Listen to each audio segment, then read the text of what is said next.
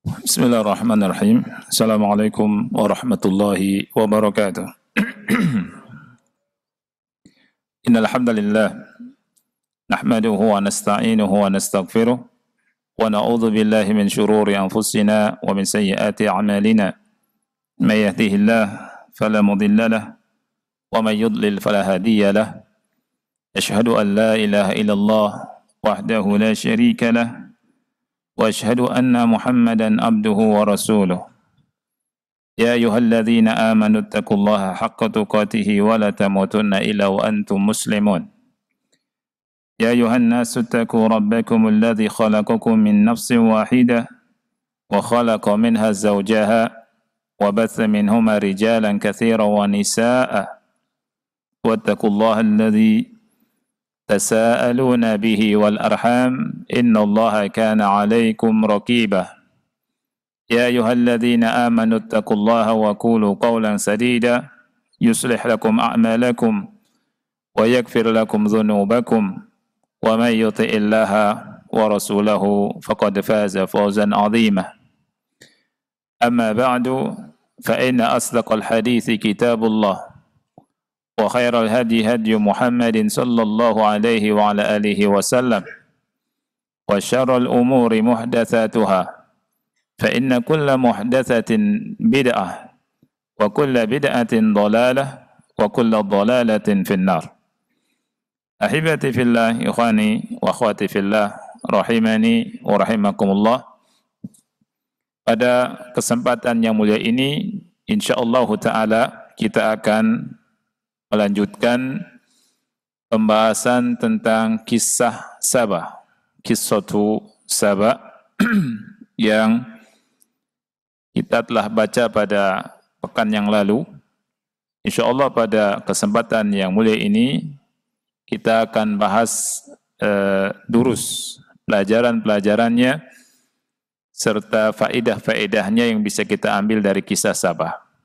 Ada 4 pelajaran yang insyaallah ta'ala akan kita bahas dalam pertemuan ini. Pelajaran yang pertama dari kisah Sabah adalah Rizqu minallahi yadumu bitta'ati wa yadhabu bil ma'siyah. Rizki dari Allah akan dawam, kekal, artinya tetap ada pada kita dengan taat dan akan hilang dengan maksiat. Sekali lagi, rizki akan ada dengan apa? Lakukan ketaatan pada Allah. Dan rizki akan dicabut oleh Allah karena perbuatan maksiat. Dalilnya diambil dari kisah Sabah di ayat yang ke-15. Allah Subhanahu wa taala memerintahkan kaum Sabah yang Allah berikan kenikmatan yang begitu besar. Allah berfirman, "Kulu mir rizqi rabbikum washkurulah." Makanlah dari rizki Rabb kalian, washkurulah, dan bersyukurlah kepada Allah. Bersyukurlah kepadanya. Tetapi Allah habarkan mereka tidak mau bersyukur. Allah berfirman dalam surat Sabah yang ke-17, fa'aradu, mereka berpaling, tidak mau bersyukur. Karena mereka tidak mau bersyukur, Allah berfirman, fa'arsalna alaihim saylal arim. Maka kami kirimkan kepada mereka banjir bandang, ya, yang menghancurkan kebun-kebun mereka. وَبَدَّلْنَاهُمْ بِجَنَّتَيْهِمْ جَنَّتَيْنِ ذَوَاتَيْ أُكُلٍ خَمْطٍ وَأَثْلٍ وَشَيْءٍ مِنْ سِدْرٍ قَلِيلٍ. Dan kami ganti 2 kebun mereka dengan 2 kebun yang ditumbuhi oleh pohon-pohon yang buahnya pahit dan pohon asal, semacam pohon cemara, juga sedikit dari pohon bidara. Dzalika jazainahum bima kafaru. Yang demikian itu kami balasi mereka sebab mereka kufur. Mengkafiri Allah, tidak bersyukur pada Allah Subhanahu wa taala. Wa hal nujazi illa al-kafur. Dan tidaklah kami membalas dengan yang demikian itu melainkan orang yang sudah melampaui batas kekafirannya. Jadi kita harus mengambil pelajaran dari ayat ini bahwa kenikmatan itu bisa langgeng dengan sebab apa? Ketaatan. Allah perintahkan kita untuk bersyukur. Dan nikmat itu akan dicabut oleh Allah wal'iyadzu billah apabila kita melakukan maksiat. Dan perlu diingat bahwa rezeki itu datangnya dari siapa? Rezeki datangnya dari Allah semata. Rizqu minallahi wahdah. Rezeki itu datangnya dari Allah semata. Adapun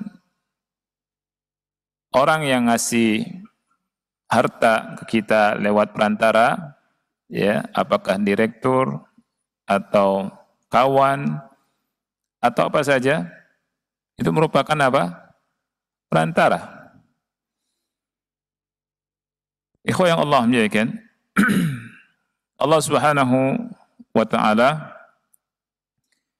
menjelaskan dalam Al-Qur'an. Begitu juga Nabi Muhammad sallallahu alaihi wasallam dalam hadisnya tentang tata cara bersyukur pada Allah. Ya. Dan perlu diketahui bahwa rizki akan langgeng dengan syukur, sekaligus akan ditambah sama Allah.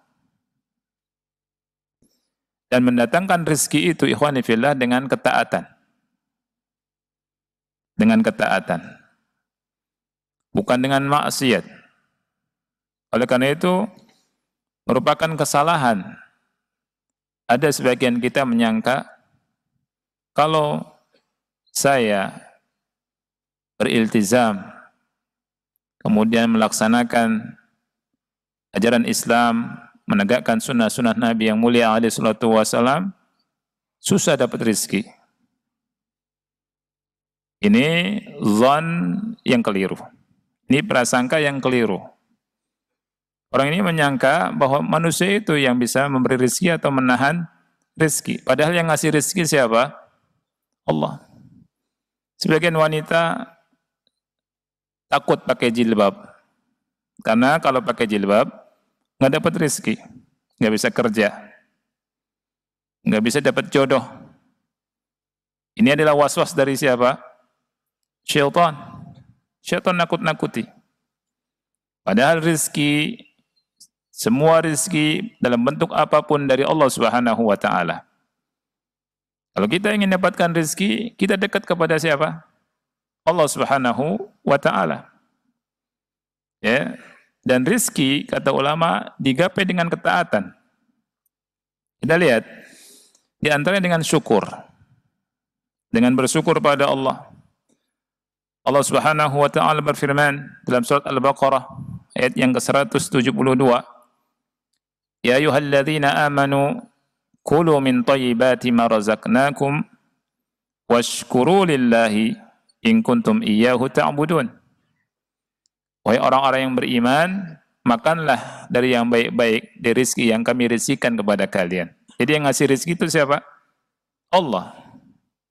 Kulu min thayyibat ma razaqnakum. Makan dari yang thayyib, dari rezeki yang kami rezekikan kepada kalian, kata Allah. Washkuru lillah. Dan bersyukurlah kepada Allah in kuntum iyyahu ta'budun, apabila kalian hanya beribadah kepadanya semata. Dan bersyukur, kata ulama, syukur itu berdiri tegak di atas 3 rukun. Rukun yang pertama adalah an ya'taqidal 'abdu annama bihi min ni'matin faminallahi wahdah. Seorang hamba wajib yakin bahwa nikmat yang ada padanya hanya dari Allah semata. Dan ini hukumnya wajib.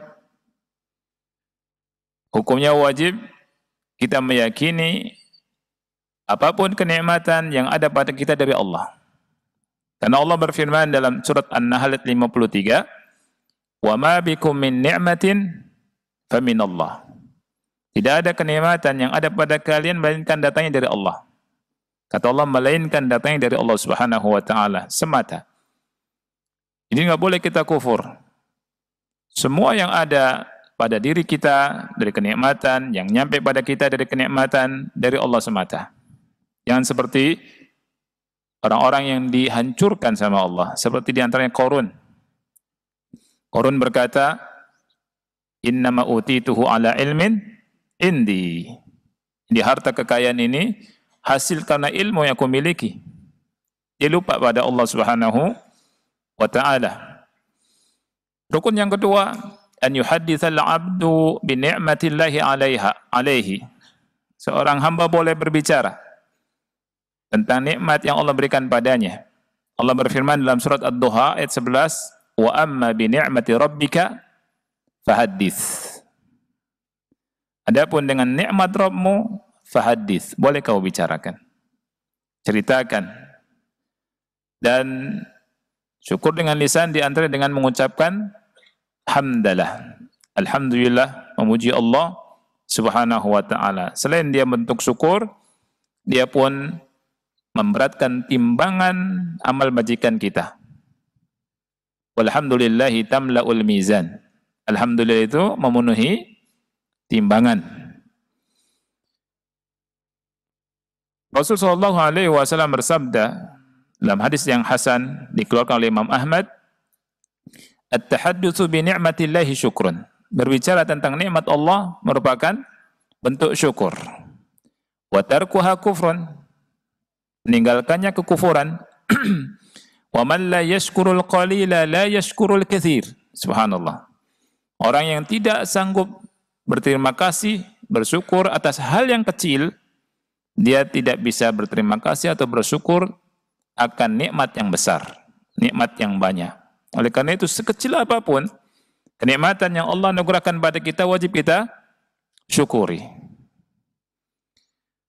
Wa man la yashkurun nas la yashkurullah. Barang siapa yang tidak bisa pandai terima kasih kepada manusia, dia tidak bisa pandai bersyukur pada Allah. Wal jama'atu barakatun wal furqatu azab. Jamaah itu keberkahan dan perpecahan itu merupakan azab.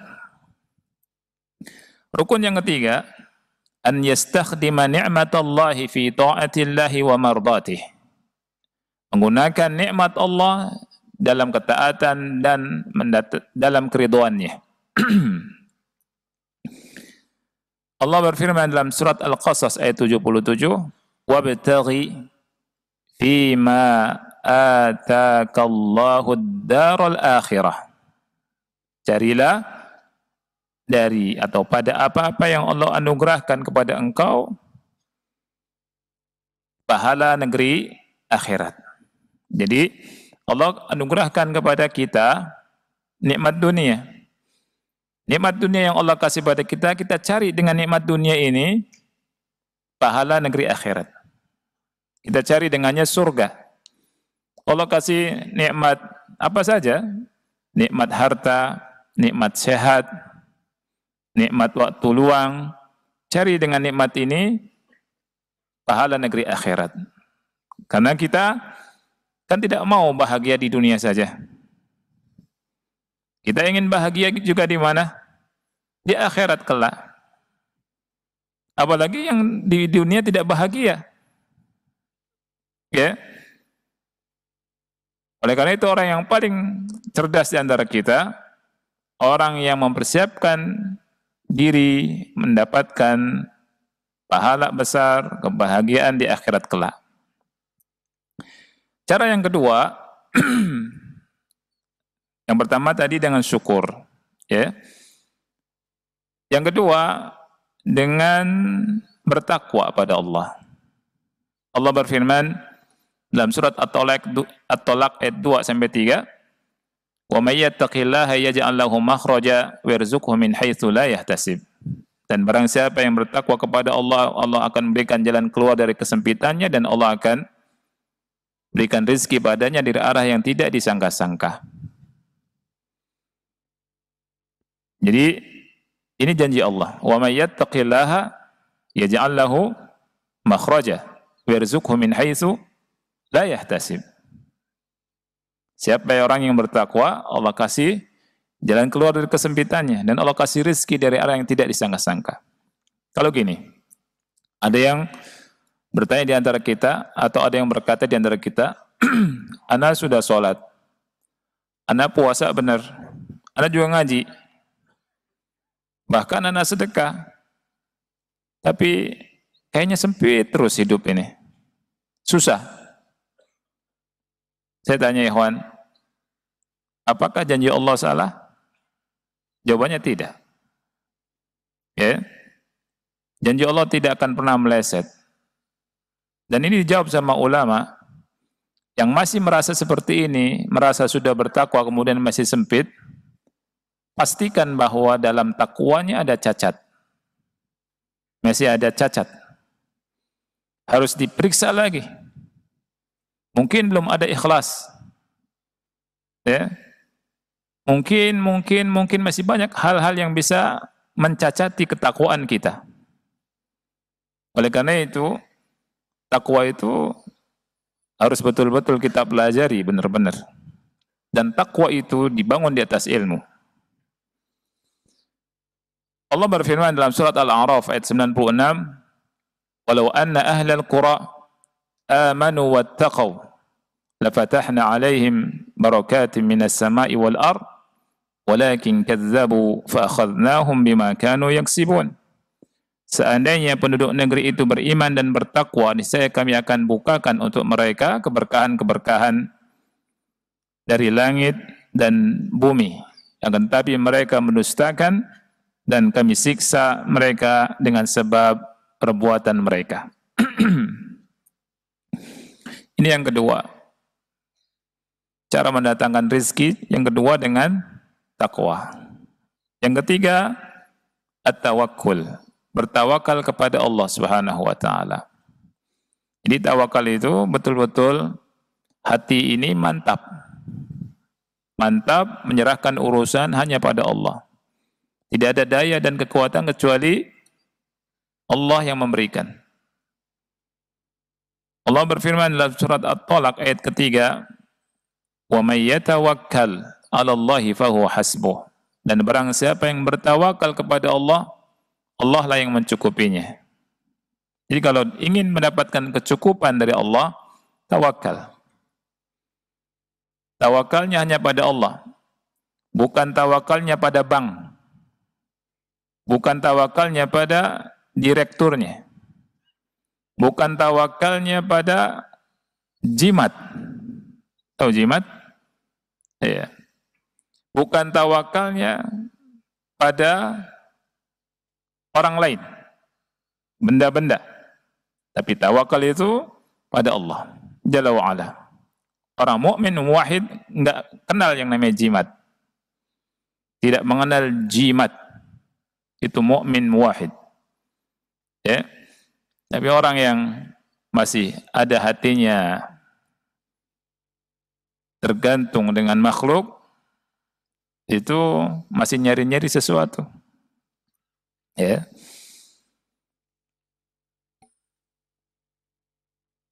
Dalil yang lain dalam hadis yang sahih dikeluarkan oleh Imam Ahmad dan yang lainnya, Rasul kita bersabda, "Lau annakum tatawakkaluna 'ala Allahi haqqa tawakkulih, la razaqakum kama yarzuqut thair, taqdu khimasa wa taruhu bitana."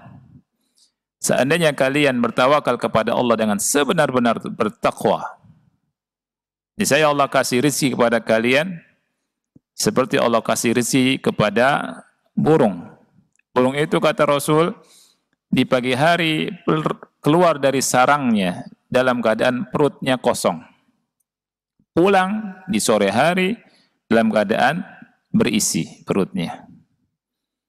Burung kita katakan nggak punya akal. Siapa yang ngasih rezeki? Allah. Allah jamin rezekinya. Wa ma min dabatin fil ardi illa 'ala Allahi rizquha wa ya'lamu mustaqarraha wa mustawda'aha kullun fi kitabim mubin. Jadi tidak ada makhluk yang bernyawa, pasti Allah yang kasih rezekinya, Allah jamin. Asal tawakal. Subhanallah ikhwan. Imam Ibnul Jauzi, Ibnu Qudamah rahimahullah, di kitab orang-orang yang bertaubat, kitab At-Tawwabin, itu bercerita tentang kisahnya, tentang kisah tobatnya penyamun, pemimpin penyamun, begal. Ya, dia patahkan pedangnya, taubat. Dikisahkan taubatnya itu suatu hari, suatu saat di sebuah tempat, dia ngelihat ada 3 pohon korma. Ada dari pohon korma itu yang nggak berbuah, 1. Dan ada burung yang bolak-balik dari pohon yang berbuah ke pohon yang tidak berbuah. Bawa korma ke pohon yang nggak berbuah. Akhirnya dia bilang, fakumtu fanadhartu. Saya bangkit, saya perhatikan. Saya perhatikan, ternyata burung kecil itu sedang nyuapi ular yang buta. Ternyata di pohon kurma yang tidak ada buahnya, ada ular buta. Subhanallah.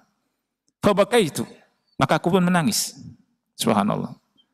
Dia bilang, ya Allah, ular buta yang tidak punya daya apapun, kau datangkan burung yang dengan burung itu kau penuhi kebutuhan dia.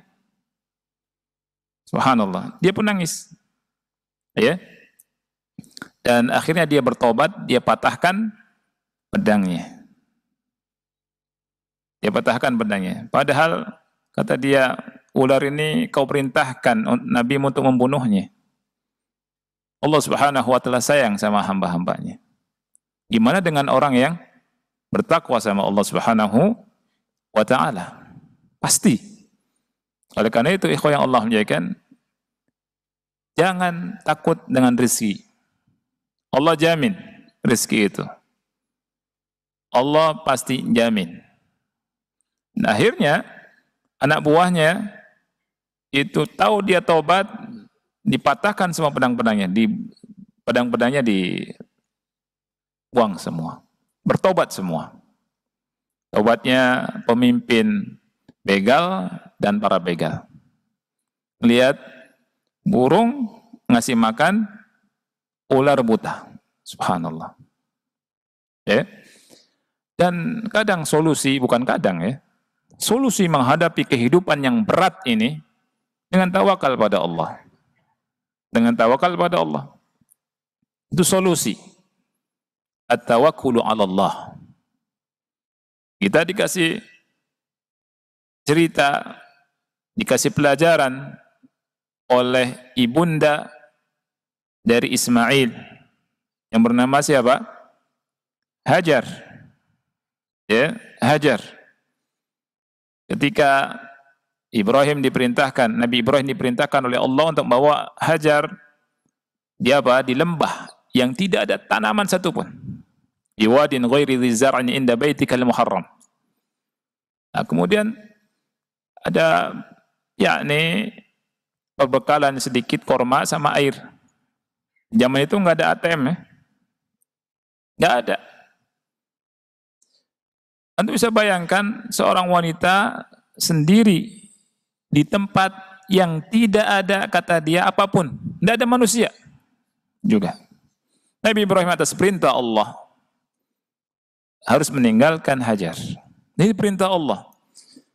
Dan tidak ada seorang suami yang tega meninggalkan istrinya kalau nggak ada perintah Allah. Sangat berat ujian yang diberikan oleh Allah kepada Nabi Ibrahim dan istrinya. Sangat-sangat berat. Sangat berat, bukan ujian yang ringan. Ya. Kemudian istrinya ngejar Ibrahim.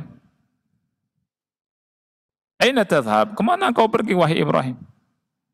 Wa tatrukuna bihadzal wadi, kau tinggalkan kami di lembah ini yang enggak ada apapun, enggak ada manusia. Wala syai'. Nabi Ibrahim diam terus sampai Hajar bertanya kepada Ibrahim, Allahu amaraka bihadza? Wahai Ibrahim, apakah Allah yang merintahkan ini? Nabi Ibrahim cuma menjawab satu kata saja. Satu kata Nabi Ibrahim cuma jawab. Naam. Cuma iya. Idzan la yudayyi'una. Kalau begitu, pasti Allah Subhanahu wa taala tidak akan menyia-nyiakan kami. Keyakinan itu, subhanallah. Keyakinan dari seorang wanita yang sampai hari ini kita kalau haji atau umrah mesti teringat dengan kisah sa'inya antara Safa dan Marwah. Ya. Kisah keluarga yang ikhlas. Kisah keluarga tauladan dari ayahnya, istrinya sampai anak keturunannya. Ikhlas. Ini tawakal, solusi kehidupan.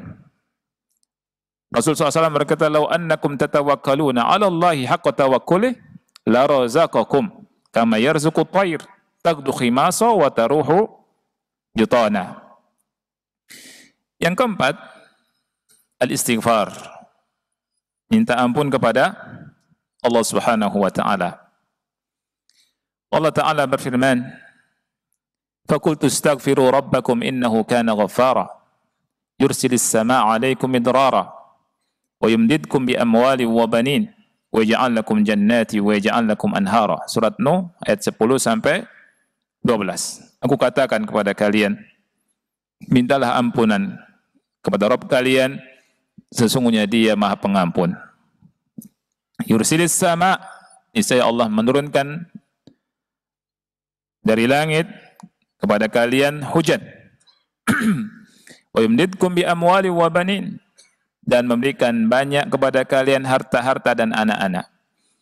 Wa ja'alakum jannatin wa ja'alakum anhara, dan Allah menyediakan untuk kalian kebun-kebun dan untuk kalian sungai-sungai. Di surat Hud ayat 52 Nabi Hud berkata, Ya qaumi wa ya qaumi istaghfiru rabbakum, wahai kaumku, mintalah ampunan kepada Rabb kalian. Tsumma tubu ilaih, kemudian bertobatlah kepadanya. Yursilis samaa'a 'alaikum midrara, niscaya Allah akan menurunkan hujan yang lebat kepada kalian. Wa yazidkum quwwatan ila quwwatikum, dan Allah akan menambah kekuatan kalian di atas kekuatan lagi. Jadi dengan istighfar Allah kasih tambah kekuatan. Jadi kalau kita ingin diberikan kekuatan sama Allah, perbanyak istighfar. Istighfar mendatangkan kekuatan. Wala tatawallaw mujrimin, janganlah kalian berpaling menjadi orang-orang yang berdosa. Hasan Basri, ikhwan fillah, ada orang datang ke beliau mengeluhkan tentang jafaf bustanihi, keringnya kebunnya. Beliau bilang istaghfirullah, mintalah ampun pada Allah. Datang lagi orang yang mengeluhkan tentang kefakiran. Beliau bilang istaghfirullah. Datang lagi orang yang mengeluhkan tentang jadubah, ya, paceklik, keringan. Dia bilang istaghfirullah. Datang lagi orang yang minta doa untuk minta anak. Dia bilang istaghfirillah. Sampai ada orang berkata kepadanya, setiap kali orang datang mengeluhkan permasalahan kepada engkau ucapkan istaghfirillah. Dia bilang, ini bukan dari saya, tapi dari Allah Subhanahu wa taala. Allah berfirman, istaghfiru rabbakum innahu kana ghaffara yursilis samaa'a 'alaikum midrara wa yumdidkum bi amwalin wa banin wa yaj'al lakum jannati wa yaj'al lakum anhara. Jadi yang keempat apa? Istighfar. Yang kelima, doa. Yang kelima, doa. Jadi kita harus berdoa sama Allah, minta rizki. Qala Allah Ta'ala ala lisan Isa alaihi salam. Allah berfirman atas lisannya Isa, "Warzuqna wa anta khairur razikin." Ya Allah, berikanlah rizki kepada kami, Engkau sebaik-baik pemberi rizki. Dan Rasul kita sallallahu alaihi wasallam bersabda dalam hadis yang hasan riwayat Hakim, "Ad-du'a'u yanfa'u mimman nazala wa mimman lam yanzil." Doa itu manfaat untuk sesuatu yang telah turun dan yang belum turun. Fa'alaikum ibadallahi bid-du'a. Wahai hamba-hamba Allah, wajib atas kalian untuk berdoa. Kemudian Rasul kita sallallahu alaihi wasallam setelah salat fajar di pagi hari, doanya apa? Dalam hadis yang riwayat Imam Ibnu Majah, Allahumma inni as'aluka ilman nafi'an wa rizqan tayyiban wa amalan mutaqabbala. Ya Allah, aku minta kepada Engkau ilmu yang bermanfaat, rizki yang thayyib, dan ilmu yang dan amal yang diterima.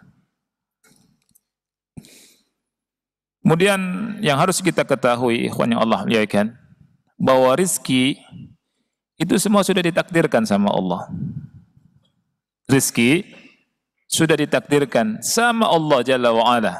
Jadi nggak usah khawatir. Ya. Rasul habarkan dalam hadisnya,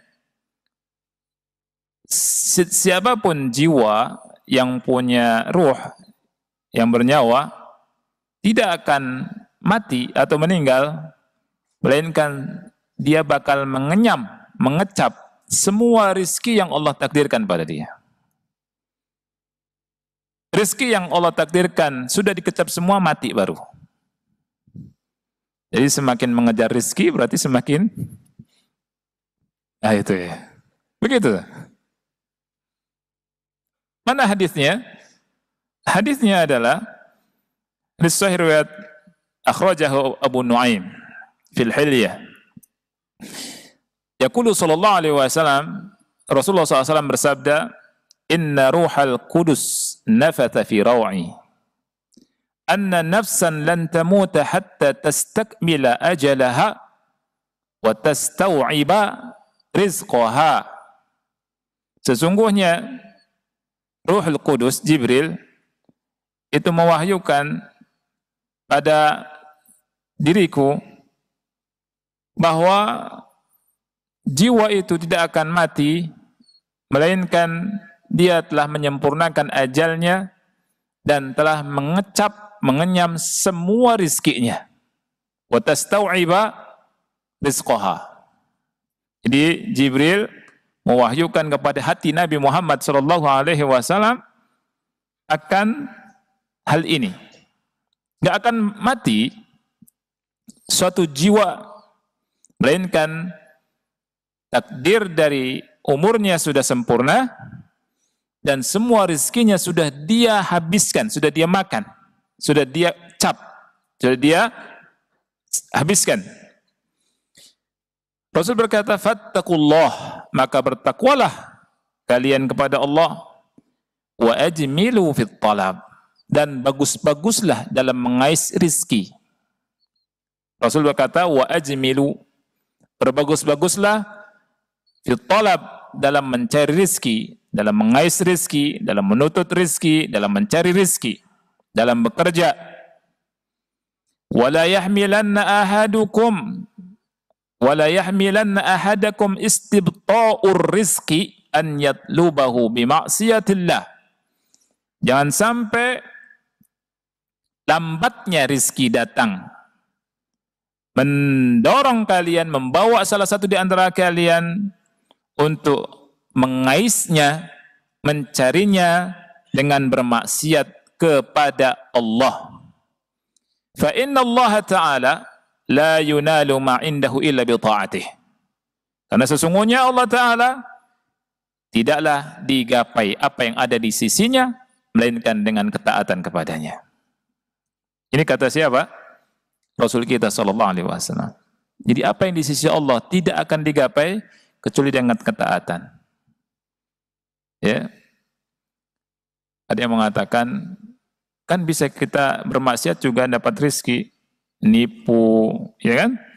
Kemudian curang, ngeriba, DST, dan seterusnya. Gimana jawabnya? Ya, tapi perlu diketahui, itu akan mendatangkan hidup yang tidak tenang. Dan rizki yang sebenar-benar rizki adalah rizki yang halal, thayyiban, dan mendatangkan kenyamanan. Kenyamanan rizki bukan? Rizki. Rizki itu jangan dibayangkan rizki itu cuma harta doang. Harta saja, bukan. Sebagian kita ngelamunnya itu, rizki itu duit.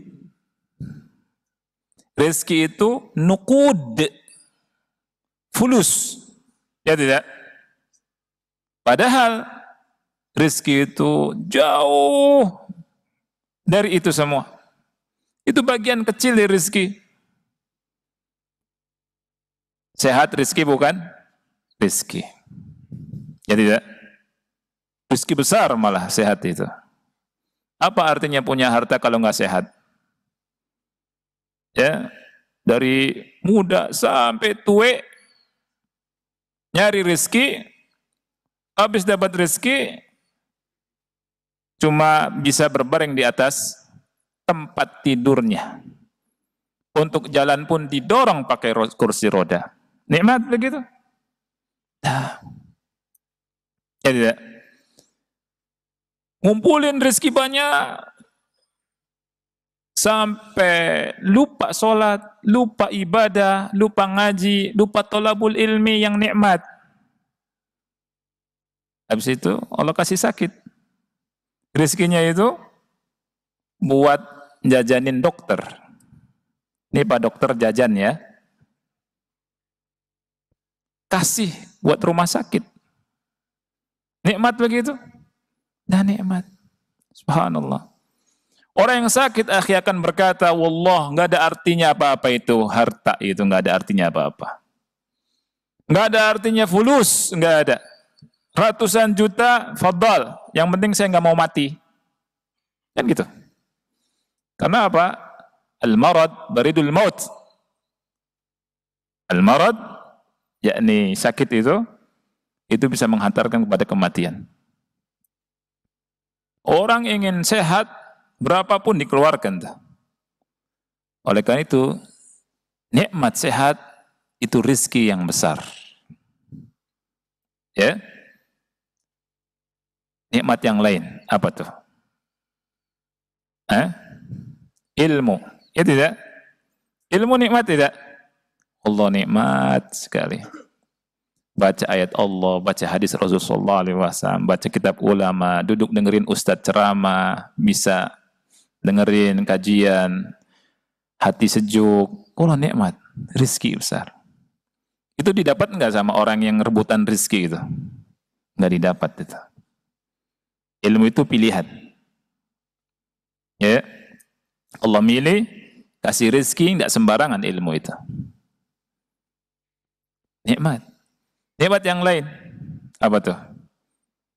Bisa sama keluarga, kemudian keluarga sehat-sehat, keluarga taat-taat sama Allah Jalla wa'ala. Sebagian orang ngejar rizki, lupa sama keluarganya. Anaknya nggak sholat, nggak apa-apa. Ya, yang penting siapkan duit buat nanti masa depan anaknya. Anaknya sudah gede, anaknya doa, kapan abah mati? Nikmat nggak begitu? Nggak nikmat. Ya. Jadi rezeki itu bukan hanya sekedar fulus, duit, enggak. Rezeki itu jauh lebih banyak dari itu. Jauh lebih besar dari itu. Rezeki. Ya. Makanya kita syukur. Kemudian, ikhwah yang Allah muliakan, hadis yang lain, hadis Hasan riwayat Tirmidzi. Man kanatil akhiratu hammahu. Rasul bersabda, barang siapa yang akhirat cita-citanya. Barang siapa yang akhirat itu cita-citanya. Ja'alallahu ghinahu fi qalbih. Allah jadikan kekayaannya di hatinya. Wa jama'a lahu syamlah. Allah pusatkan urusannya, mengumpulkan urusannya.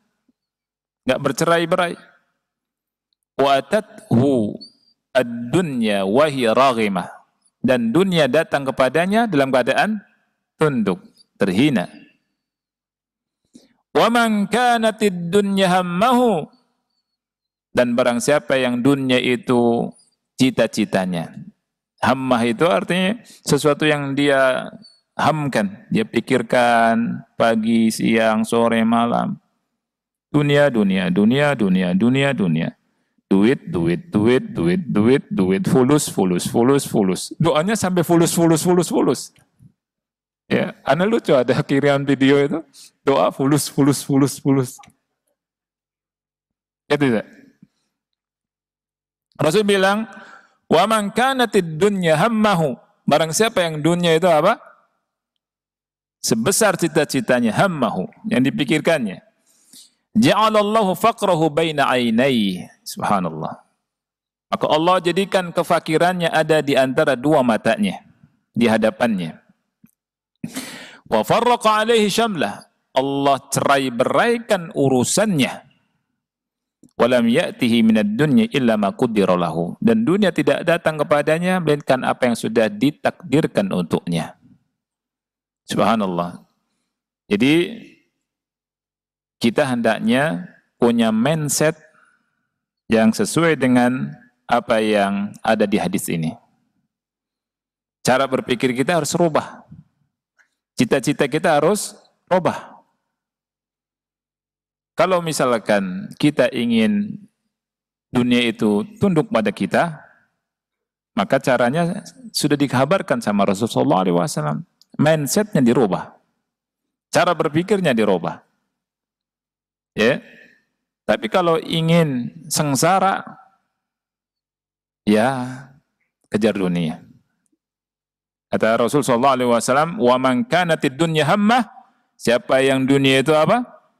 Cita-citanya yang dia dipikirkan terus, Allah jadikan kefakirannya di depan matanya itu. Walaupun bisa jadi dia dipandang oleh manusia orang yang kaya dan sangat kaya, tapi merasa kurang, dan kurang. Ya. Dan anehnya ikhwan yang Allah muliakan, tabiat orang, subhanallah, semakin kaya, semakin merasa miskin. Semakin kaya, semakin pelit, kikir, bakhil. Itu.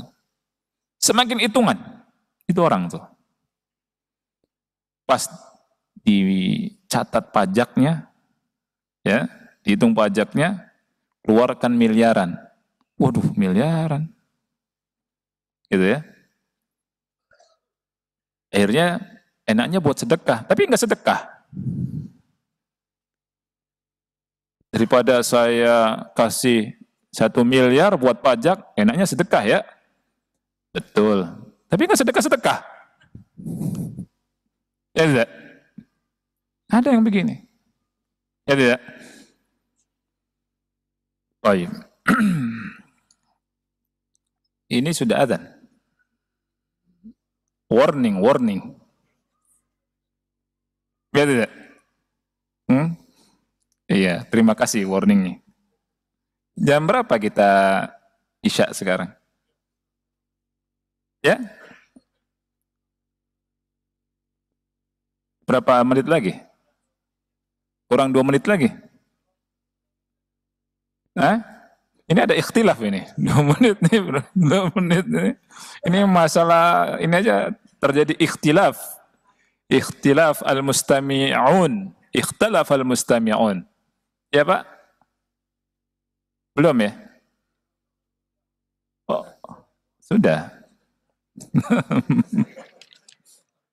Subhanallah. Nah, baik, kalau sudah, insya Allah kita lanjutkan pekan depan. 3 faedah lagi ya. Apa yang kita baca mudah-mudahan manfaat untuk kita semua. Kita akhiri wa sallallahu ala nabiyina Muhammad wa ala alihi wa sahbihi wa barak wa sallam. Wassalamualaikum warahmatullahi wabarakatuh.